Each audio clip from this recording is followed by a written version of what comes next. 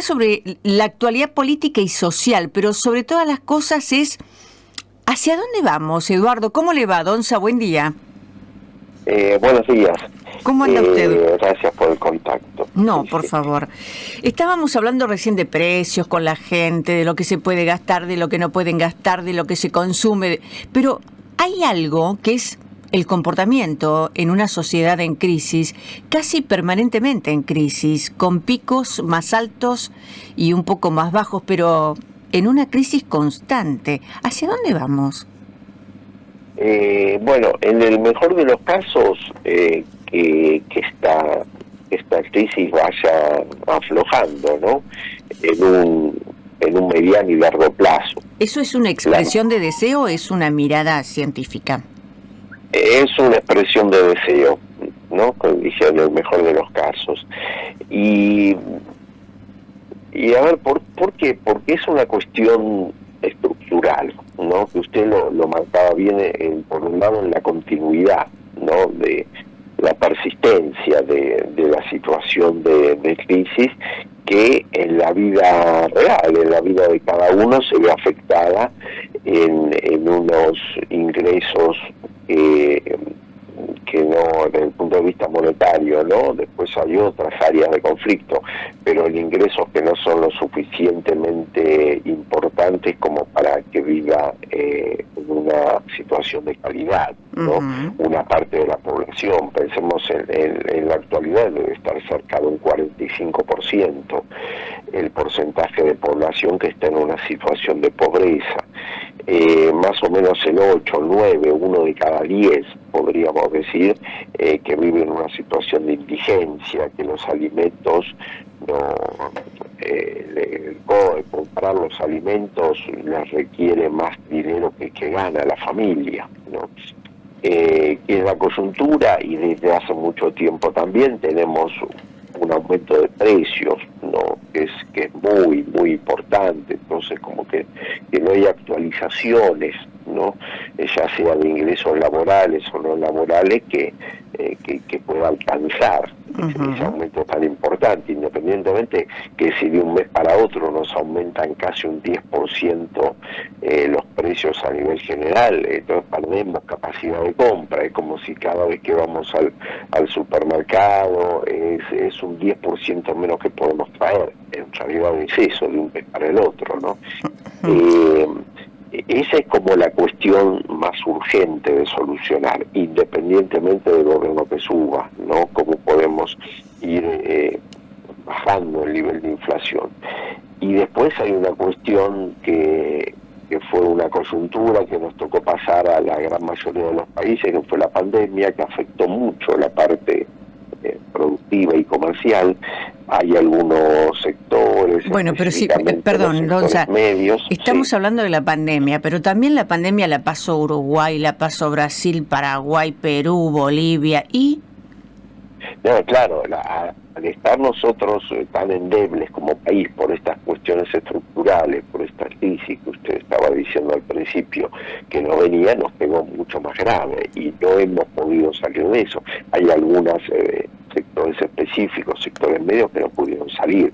Esto que viene en un contexto general de pobreza estructural, pero más que nada porque tenemos un mercado de trabajo que es altamente precarizado, porque tenemos una estructura productiva, ¿sí? Que es lo que decimos técnicamente que es heterogénea, ¿no?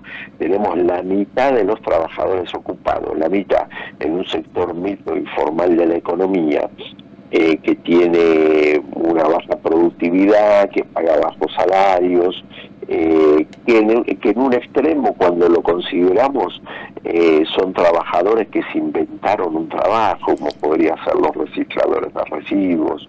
No, está bien, pero lo que se ve, lo sí, que más se ve en la sí. sociedad, que en vez de encontrar políticas acorde a las necesidades, se encontró la salida con planes sociales, ¿no? Entonces la gente se acomodó al plan y no buscó más trabajo. Y no es que les guste el plan social, es que se acomodaron, se habituaron a vivir de esa manera. Por eso, como sociólogo, yo le pregunto a usted, ¿estamos habituados como ciudadanos argentinos a que las cosas sean así? No estamos totalmente habituados, porque estamos hablando de eso desde una manera crítica. Nosotros también lo Nosotros hablamos desde una manera crítica, pero cuando van a ofrecer un trabajo que es en blanco, les dicen que no porque pierden el plan social. Claro, porque hay una tercera generación, tenemos que pensar. Como yo decía, lo estructural, una de las cosas es esa. Hay una tercera generación que nació y creció en esta situación. ¿Sí? Esto viene de hace más de 20 o 30 años, la situación. ¿Y a quién lo beneficia? ¿Para quién es funcional esto? Bueno, hay algunas personas que piensan eso, ¿no? A ver, funcional puede ser funcional a un sistema, en algunos casos, clientelar, ¿no? Pero yo no creo que sea armado a propósito, sí, ¿no? Pero hay personas que piensan que es armado a propósito, pero yo no podría rebatir ni una cosa ni la otra. Donza, pero fíjese usted qué simple es. Si el que tiene el plan social, que son muchísimos argentinos, no votan a determinado candidato, se quedan sin el plan social. Entonces están como siguiendo esa corriente. Hay que cambiar los planes por trabajo. O el plan social aparece como automáticamente, no como un derecho en cualquier caso, no que lo tendría con cualquier presidente o cualquier puntero político, sino que aparece como una dádiva que da a alguien, entonces se asocia directamente el plan a una persona específica, que eso es un error. A ver, a nivel general, como surgen los planes, sobre todo cuando la población no tiene un empleo de calidad. Después, es como dice usted, en algunas personas puede ocurrir algo de que empieza un cálculo racional o no del costo-beneficio. Tengo un plan, si dejo este plan, después lo pierdo y tal vez no lo recupero. Además, o con el plan y una changuita llego, entonces entramos en un conformismo. Con el plan y una changuita me arreglo, ¿sí? O con varios planes que podemos tener en la familia. Mire, ¿sí? ayer, yo le voy a contar una historia. Ayer, hablando con una profesora, me decía, necesito gente. Y nadie quiere venir a trabajar más de 3 o 4 horas, porque ya tienen un plan. Gente joven, Donza. Claro, para compatibilizarlo. Entonces, con el horario del plan. Necesita gente para trabajar en blanco, pero no la consigue. Sí, y en los negocios se ve eso. Muchos negocios, cuando uno camina por la calle, en la ciudad donde vive, se necesita bachero en un bar, se necesita repositor en un supermercado, ¿no? O alguien que atienda el comercio. Estamos como en una situación que es, no digamos la peor, pero una situación de que los ingresos de algunas familias, ¿sí?, medianamente se compensan, no digo que se compensan, pero medianamente se compensan con los ingresos de los programas sociales, ¿sí? Y nosotros, como los ingresos de los programas sociales, va a parecer raro lo que diga, pero no son ingresos tan importantes como los de los países centrales, ¿sí? Entonces no hay una visión extendida, ¿sí?, ni un cálculo de cuánto tendría que ser un programa para que empalme, ¿no?, en una lógica así de curvas que hacen los economistas, para que empalme y con la curva de demanda y de salarios, y que obligue a las personas, ¿sí?, a pesar de tener un plan, a buscar un trabajo. Ahora, lo que los gobernantes hasta ahora han provocado es generar que el ciudadano viva del Estado y no produzca nada, y el Estado se muera de pobreza. Y el Estado somos todos. Dicho de cierta forma, sí. Dicho de cierta forma, sí. Los planes y los programas, todas las transferencias del Estado, incluyendo la asignación universal por hijo, la nacional más extendida, y todo lo que es transferencia del Estado no contributivo, sacando jubilaciones y pensiones comunes, tiene un efecto de que amortiza en un 5%, amortigua en un 5%, mejor dicho, amortigua en un 5% la pobreza, ¿no? El nivel de pobreza actual, que puede estar en un 45% de la población, se iría a un 50%. Y son más eficientes amortiguando la indigencia de este 8-9% que recién hablamos, se iría cerca de un 20%. Ahora, ¿podemos continuar así? Y no podemos ni tenemos que continuar así. Lo que pasa es que nadie le encuentra la vuelta, y digo, nadie de los últimos gobiernos que tuvimos, de 20 años para atrás, ¿sí? Desarrollar una faz productiva, ¿sí? Que la estructura productiva sea la que mejore, y que esa estructura genere mejores puestos de trabajo como para salir de la inercia esa. Y también hay que pensarlo no como una cuestión en lo inmediato, sino planificarlo a mediano y largo plazo. Porque es lo que usted está diciendo. Hay muchas personas que va a ser muy difícil que salgan de la dinámica esa. Aparte, ¿cuántas generaciones, Donza, cuántas generaciones de argentinos pobres tenemos? Y ya es una segunda y cabe una tercera, que son los chicos que están haciendo. Y también hay cuestiones también que técnicamente se llaman habilidades blandas, ¿no? Es decir, tenemos, con cierto conocimiento que tenemos, vamos a poder aplicar, conseguir un trabajo específico, ¿no? Cuando hablamos de tres... Perdón, sí, discúlpeme, sí. Porque viene una repregunta. Cuando usted me habla de 3 generaciones de argentinos pobres, ¿de qué estamos hablando? ¿Cuántos gobiernos pasaron? No, por eso algo que yo marco siempre es que esto es independientemente de los gobiernos. Pero tiene que ver con los gobiernos. Del partido político y del pensamiento político. Es una cuestión muchísimo más seria de resolver y que nadie pudo resolverlo. Pero tiene que ver con las políticas aplicadas que no han servido. Si este es el resultado, es porque lo que se aplicó no sirvió. ¿O me equivoco? Sí. No, por supuesto, yo pienso lo mismo.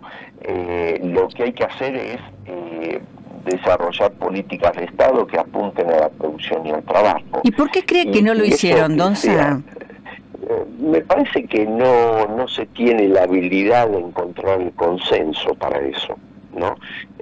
Porque siempre decimos que tenemos muchas posibilidades. Pero ¿quién puede estar en desacuerdo que hay que producir? No, si usted lo presenta así, ninguno. ¿Y de qué otra manera lo va a presentar? Para conseguir eso, las cosas que hay que hacer, nadie las logra hacer. En un país que no quieren. Pero claro, no quieren, porque en un país donde se puede producir todo, tenemos la tierra, tenemos el clima, tenemos todo. Entonces lo que falta es la decisión. Sí, falta la decisión, pero no es un tema menor. Es la decisión, y también buscar, porque si no cualquiera con decisión lo lograría, ¿no? Y depende para quién gobierne. Si gobierna para sí mismo... pero es encontrar el consenso y también dar la seguridad, ¿no?, de que las cosas van a ser de ese modo. Pensemos que Argentina es un país que desde las diferentes facetas no nos transmite confianza. Sí, no nos transmite confianza desde el punto de vista de la moneda, que es una obviedad total decirlo. Pensemos en un inversor que tiene que invertir realmente, ¿no?, en una fábrica, o comprando una maquinaria, ya sea de la industria, ya sea de ampliando su comercio, o ya sea de la parte productiva agropecuaria. Si usted ve, Donza... Entonces, si no construimos eso, y también armando políticas de Estado que sean independientes del sector político, independiente del gobierno, y en la cual en esas decisiones tienen que estar muy involucrados lo que son los sectores productivos, ¿no?, los empleadores, que son los que generan trabajo, los inversionistas con algún formato, también los formadores de precios, toda la parte también del trabajo. Es decir, si no encontramos ese consenso para construir confianza, va a ser muy difícil. Donza, no se construye confianza desde la política porque nos han mentido siempre. Fíjese usted que estamos llenos, colmados de argentinos pobres que no pueden ni comer, pero no hay un político que no sea rico, un sindicalista que no lo sea, y si hay alguno es una excepción. ¿Puede rebatir esa idea, Donza? no tendría tampoco los argumentos para rebatirla, ni tampoco le podría probar la generalidad. Lo que sí, no hay confianza, ¿no? Y bueno, pero no hay confianza porque nos han mentido. Tenemos un corte muy grande entre las clases y los sectores dirigentes y los sectores de la población común, ¿no? Y en eso, bueno, se ve ahora también en la parte eleccionaria, ¿no? Como hay un gran porcentaje de la población, de los votantes, que está buscando otras alternativas, ¿no? Sí, entonces, y hay mucho, yo creo que mucha gente que no sabe a quién votar porque ninguna de las dos alternativas lo convence. Claro, entonces tienen que optar por el mal menor. ¿Cuál es? Es un déficit de dirigentes, ¿no? Pero no solamente dirigentes políticos, sino también dirigentes de todos los órdenes y de todas las agrupaciones, ¿no? ¿Sabe lo que yo veo? Como usted está diciendo. Lo que yo veo es que hay una estructura que no deja que ingrese nadie nuevo. Sí, es cierto.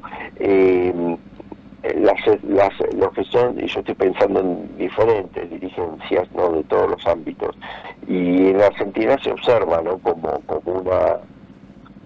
una sobreprotección de lo tradicional, ¿no? Exactamente. Si usted ve como gente capacitada, a los jóvenes, que son una cuestión renovadora, ¿no?, en estos sentidos, y siempre hay como cierta resistencia, pero en algunas más. Y sobre todo el tema de los necesarios acuerdos, porque si no, no podemos potenciar, como usted decía, todo lo que tenemos como país. Y hay cuestiones a veces básicas a niveles organizativos. Pensemos en el tema específico de Vaca Muerta, ¿no? Por ejemplo, hay 2 o 3 temas, ¿no?, que marcan eso. Vaca Muerta, que recién este año inauguramos una parte de un gasoducto como para poder sacar un poco más, ¿no?, del gas de esos yacimientos. Y nos falta toda una parte que llega a los puertos para que se pueda exportar, ¿no?